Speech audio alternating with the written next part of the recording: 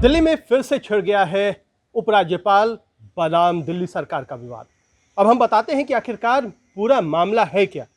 दरअसल सारी चीजें शुरू हुई जब अरविंद केजरीवाल ने पहली बार सत्ता संभाली और तब नजीब जंग थे उपराज्यपाल।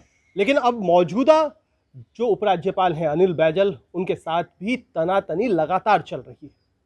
जो मौजूदा तनातनी है वो शुरू हुआ बुधवार की बैठक को लेकर के। बुधवार को उपराज्यपाल अनिल बैजल ने बुलाई एक बैठक स्वास्थ्य विभाग की।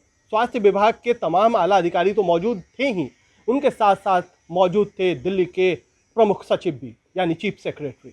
ये बात दिल्ली सरकार को रास नहीं आई और जब अनिल बैजल ने इस पूरे मामले की जानकारी यानी मीटिंग की जानकारी ट्वीट करके दी, उसके बाद उस पर मुख्यमंत्री अरविंद केजरीवाल ने पलटकर जवाबी ट्वीट कर दिया और ये कहा कि सुप्रीम कोर्ट की जो दिशा निर्देश हैं, यानी जो 2018 में सुप्रीम कोर्ट का फैसला आया था, उसके खिलाफ ये मीटिंग है।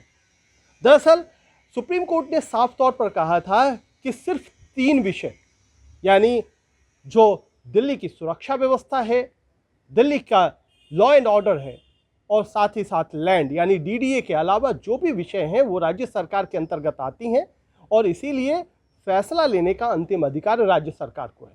तो आखिरकार बुधवार को हुआ क्या?